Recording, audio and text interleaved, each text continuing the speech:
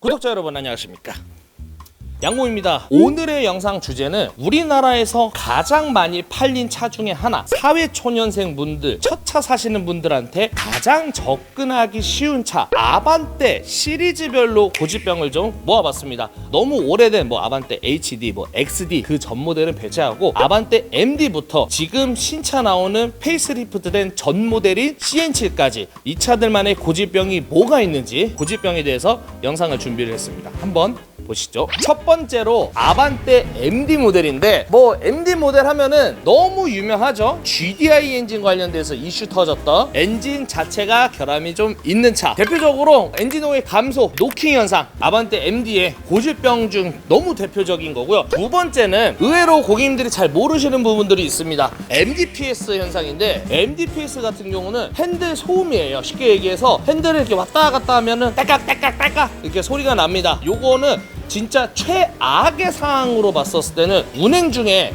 핸들이 잠길 수도 있는 현상. 근데 대부분 MDPS 커플링만 이제 교체하시면 되는 부분이고요. 마지막으로 세 번째는 피시테일 현상. 피시테일이라고 하는 것을 쉽게 얘기하면은 자동차가 똑바로 가야 되는데 물고기처럼 헤엄쳐 가듯이 뒤에 꼬리가, 물고기가 보면 이렇게 살랑살랑살랑 이렇게 가잖아요. 이게 왜 일어나냐면은, 보통 자동차들은 앞쪽에 자동차 부품들이 웬만큼 다 들어가 있기 때문에 무게 중심이 앞쪽에 있고 가속을 했을 시에 더더욱 앞쪽으로 이제 쏠려야 되는데, 반대로 아반떼 MD 같은 경우는 뒤쪽으로 쏠리는 경향이 있어요. 이게 바로 아반떼 MD의 큰 3대 고질병이라고 보시면 되겠고요. 그러면 그 다음 모델, 이 모델의 페이스리프트된 더 뉴 아반떼 같은 경우는 어떤 고질병이 있을까요? 더 뉴 아반떼도 아반떼 MD랑 같이 GDI 엔진 이슈는 있습니다. 제가 얼마 전에 쇼츠에도 영상을 찍었는데 1.6 GDI 엔진 같은 경우는 출고일로부터 10년에 16만 안에서 엔진이 보증이 됩니다. MD 같은 경우는 제가 아까 얘기를 안 했어요. 왜 그러냐면은 이미 10년이 다 넘은 차기 때문에. 근데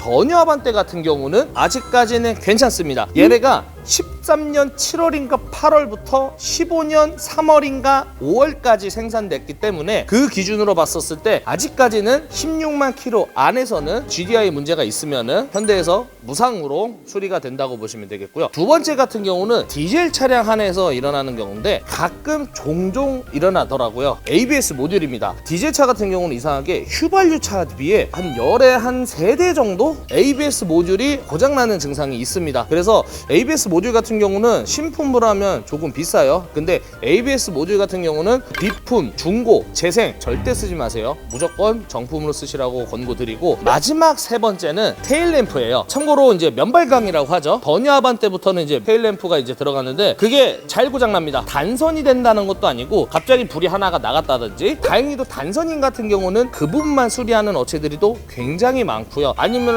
아예 망가졌다 그러면은 새 걸로 교체밖에 없다고 보시면 될 것 같습니다. 그러면은 이제 풀 체인지된 아반떼 AD 같은 경우는 어떤 고질병이 있을까요? 역대 아반떼 시리즈 중에서 가장 인기가 있고 가장 많이 팔린 아반떼 AD 모델, 어떤 고질병이 있을까요? 첫 번째는 GDI 엔진이지만은 개선은 됐습니다만은 전작에 비해 개선이 된 것 뿐이지 사실 모태는 전작 엔진이라 보시면 됩니다. 얘는 진짜 뽑기운이라고 저는 보여지거든요. 거의 열에 3-4대 정도가 그런 이슈가 있었습니다. 바로 오일 감소예요. 저희가 아무리 꼼꼼하게 보다 하더라도 오일 감소 같은 경우는 진짜 조금 타보셔야 됩니다. 100km, 200km, 1000km 타봐서 오일이 먹냐 안 먹냐 그거를 판단하는 거라. 그 다음에 이제 두 번째 같은 경우는 더 뉴 아반떼부터는 디젤이 들어가고 AD도 디젤이 들어갑니다. 근데 AD는 그 유명한 악명 높은 DCT 미션이 들어갑니다. DCT 미션 하면 누구나 다 잘 아시겠죠? 플라이휠이랑 클런치 많이 고장나는 거. 마지막 세 번째 고질병 같은 경우는 이거는 비교적 AD 중에 최근 연식에 나타나는 현상인데요. 거의 17년도 이후에 생산되어 있는 차 중에 많이 발생하는 증상입니다. 핸들 소음인데, 이 AD 같은 경우는 핸들을 좌우로 돌리면 슥슥 쇠에 스치는 소리가 자꾸 들리더라고요. 보통 요정상 같은 경우는 스몰 베어링 하나 교체하면은 증상이 잡힙니다. 이게 초기형이라서 그런지 몰라도 좀 스몰 베어링 소리 그게 좀 많이 나고, 반대로 같은 세대의 페이스리프트된 더 뉴 아반떼 AD, 요거는 진짜 많이 안 팔린 차인데 이 차도 고질병이 있습니다. 일명 삼각대로 불리는 이 차량 고질병은 뭐니 해도 미등입니다. 여기 보시는 아이라인이라고도 하죠, 흔히 말하는 요 미등이 잘 나갑니다. 제가 요 근래 한 10대 팔았으면은 벌써 3대가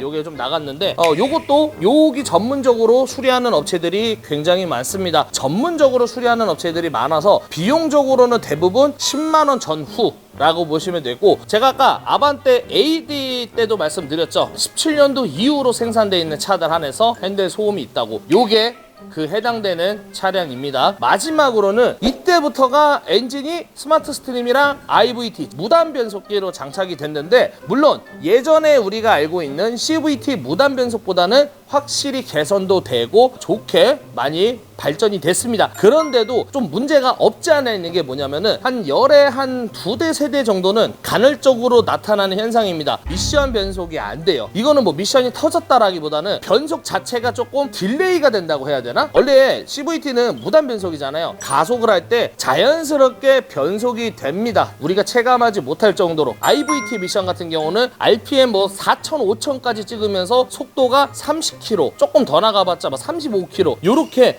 변속이 간헐적으로 안 됩니다. 엑셀을 살짝 떼면은 다시 되는 경우가 있기는 있습니다만은 몇몇 차량들 중에서 그런 증상이 눈에 띄게 나타나는 현상이라고 보시면 될 것 같습니다. 마지막으로 아반떼 CN7은 어떤 고질병이 있냐 하면은 배터리 방전입니다. 배터리 소모가 너무 빨리 된다는 점인데, 이거는 초기에 뭐 기본 세팅이 잘못됐다라는 말이 있습니다. 블랙박스를 하루 종일 켜놓고 그런 게 아니라 그냥 평상시에도 있고 뭐 라이트 다 끄고 다니는데도 배터리 소모량이 좀 빠르다. 대책으로는 원래 규격에 맞는 사이즈보다 한 사이즈 위 배터리를 장착을 하고요. 두 번째 같은 경우는 전방 시스템 관련된 건데, 전방 추돌 시스템을 감지하는 거예요. 크루즈 컨트롤도 연동되어 있는 건데, 이 시스템이 잘 고장이 납니다. 대부분 이제 무상 리콜이 들어가고 소모품 보증기간 남아있는 차들은 무상 리콜이 되는데, 문제가 뭐냐면은 뉴스에서 많이 보셨죠? 현대기아 부품 수급이 안 된다. 부품이 구하기가 너무 어렵다고 하더라고요. 올 초까지만 해도 부품이 정말 없다라고만 제가 들었지, 지금은 어떤지는 모르겠습니다. 사실 뭐 제가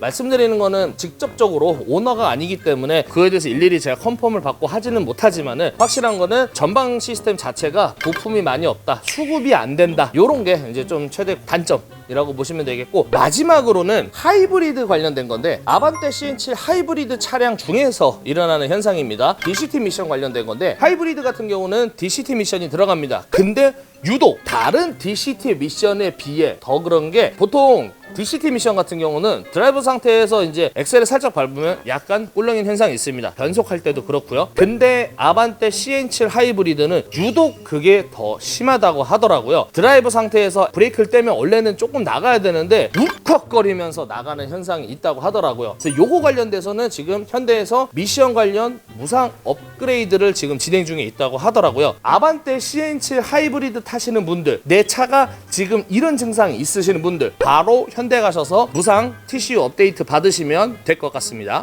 이처럼 아반떼 시리즈별로 제가 알고 있는 한 고질병에 대해서 말씀을 드렸는데, 운전하시는 오너분들이 더 잘하실 거라고 생각을 합니다. 그런 좋은 정보 있으면 아래 댓글에 꼭 작성을 해주시고, 다음에 기회가 된다면 소나타, 그랜저, 산타페, 역사가 깊은 차량들 고질병을 정리를 해서 영상을 촬영해 보도록 하겠습니다. 저는 여기서 영상 마치도록 하고요. 다음에 좋은 영상과 좋은 정보 가지고 구독자님들한테 찾아뵙는 걸로 하겠습니다. 시청해 주신 여러분 진심으로 감사드립니다.